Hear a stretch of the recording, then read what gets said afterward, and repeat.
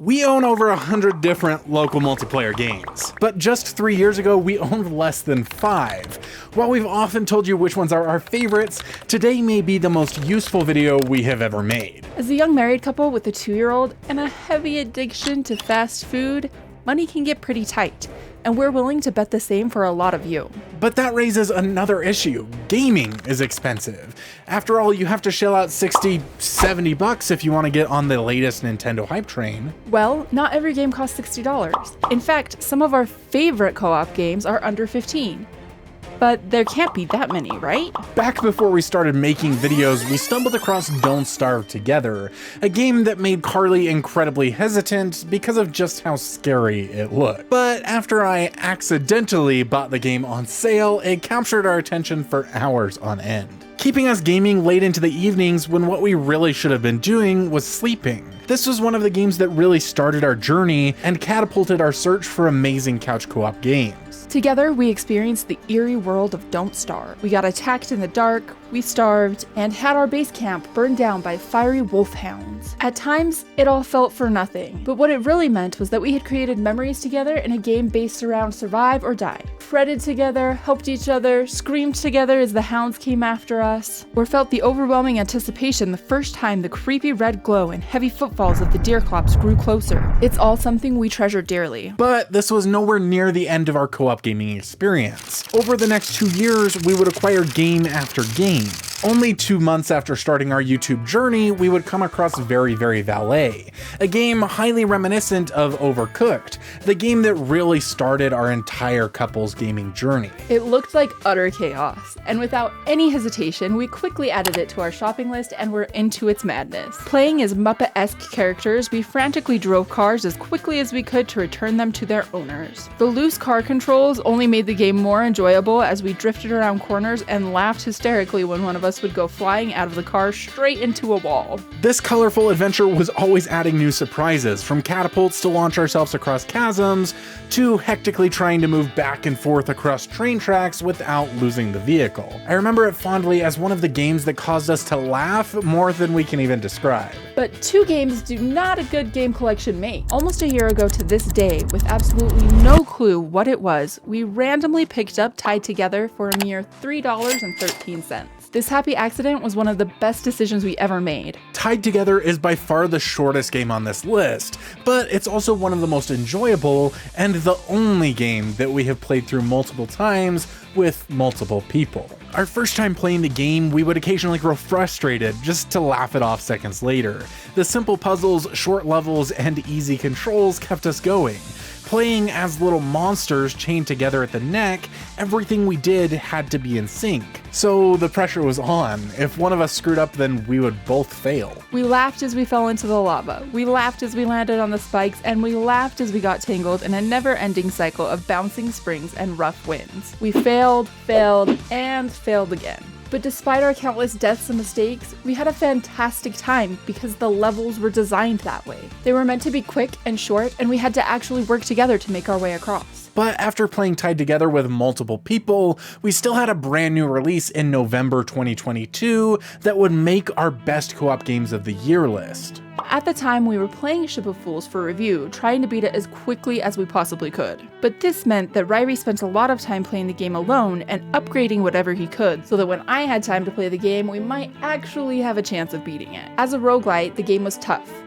Very tough. It took lots of repetition to learn what each enemy would do and to upgrade our cannons and perks enough to make it to the last level. The time I spent playing this one alone only illustrated to me how infinitely better it was as a couch co-op game. And we never even defeated the final boss. Despite that, the time that we spent playing together was the best cooperative experience we've ever had with a roguelite. Whether it was reloading each other's cannons or accidentally hitting each other over the head with the oars, we had a blast. We laughed at the silly ammunition, from saw blades to a can of beans. We mourned together at the end of a run as we had to start over. But this only made the victory against that same boss sweeter the next time around. But now we're reaching the point where we had numerous other games under $15, such as Enter the Gungeon, a bullet hell roguelite that is absolutely fantastic, or Box Boy and Box Girl, an intriguing puzzle game coming in at the price of only $10. But if this list was to share the best couch co-op games under $15, then they just weren't going to make the cut. However, there was one more we currently owned that stood above the rest. Stardew Valley looked like the most boring game you could possibly play. But to my surprise, it sucked both of us in. Much like with Don't Starve, we would play it for hours. I still remember several Saturdays that seemed to go by in the blink of an eye as we sat together building the best farm we possibly could. This, a small little indie title by one solo developer, blew our minds with how much it had to offer and how we were both able to do whatever we wanted. Carly loves to go fishing, and I enjoyed spending time in the caves. Carly demonstrated how adept she is at wooing a boyfriend by quickly making stronger relationships with all of the townsfolk, while I built fences and paths around our ugly little farm. To this day, there's not another game that we have spent more time playing together. Whether it be taking care of our animals, planting new crops, or discovering the secrets the world has to offer, we always have a good time. Despite how great these few games were, they only drove us to want more. I want more. So I got to wondering just how many great co-op games could be had for under $15. That's when this video started cooking up in my head. Hours spent searching through the best co-op games list on the internet would bring us to Biped, a game we had heard of many times before, but never got around to trying. But now was our chance. With the two cute robots featured prominently on the cover, we had confidence that this would be right down our alley. At first, I was hesitant. Carly was doing fine. She picked up the game's wonky walking mechanic with ease, but I struggled to get the hang of it. Something about moving one thumb then the other was almost like learning to walk again. But once I got the hang of this funky little motion was when the real fun started. Not only did the game feature two adorable robots, but it also had fantastic 3D landscapes and fun puzzles to solve. It was a blast to flip levers and smash barrels, but the real kickers were always when we had to work together. From carefully timing our swings on ice to launch each other across to the next block, or the color switch platforms where we each had to quickly take turns stepping, or the platform would just fall out from beneath us. Ryrie was particularly bad at those. Another game that frequently came up on those internet lists was Death Squared. This one came with a dose of nostalgia, as the premise is quite similar to those little square sliding puzzles with the numbers on them that I played with as a kid, just in 3D with a heavy amount of death when we failed. The first time we booted this one up, there was a lot of yelling and blaming going on. All a misunderstanding, of course. Sometimes we had absolutely no clue that what we were about to do would cause sudden explosive death for the other. But hey, at least we gotta have a mustache while we did it. We had to take this one slowly, both to avoid accidentally falling off the edge and accidentally blowing each other up. But that made it all the more intriguing and really helped us to work together. We would have to take turns slowly moving across the map, testing out buttons to see what they did before starting to work out the puzzles. While infuriating at times, this proved to be one that we can look back on fondly and remember all the ridiculous ways that we died, and how much fun it really was to talk about how we could solve the puzzle. For our next game, we went to one of the most trusted sources, Hazelight Studios, who, despite not even originally designing the game for co-op, made a fantastic and emotional co-op game, Brothers: A Tale of Two Sons. This, out of all of the games, shocked us the most, and there were many times when we gasped or were shocked by the twists and turns in the story. Normally, I say that I don't like stories in games, but that's because it's often presented in long, unskippable cutscenes and miles of text that I have to read through, when all I really want to do is play.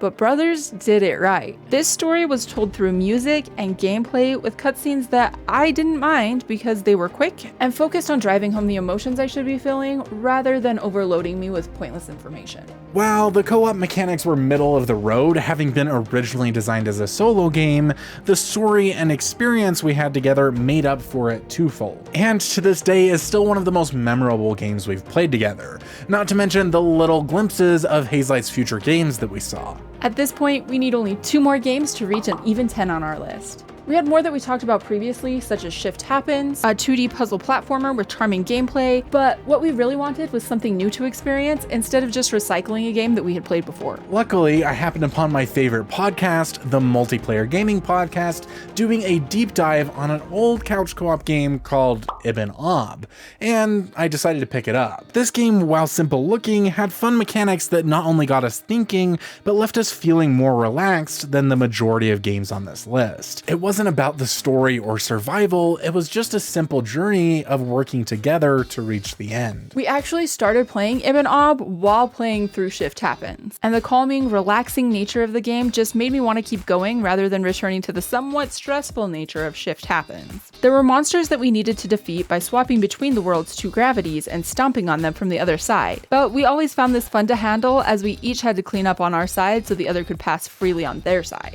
By now, I only had one game left on my list for this video, but when we booted it up, it was terrible. It turns out that I had accidentally mistaken the game that we downloaded, Totally Reliable Delivery Service, with the game I intended to purchase, Stretchers. Upon further inspection, Stretchers was just slightly out of our budget, leaving us without a game to end this list. And for a time, this video got put on the back burner. Until now. But before we share our last game, comment what game you would have chosen to complete the list. Our savior came in the form of a brand new trailer for Trine 5, which undoubtedly will come in at more than $15.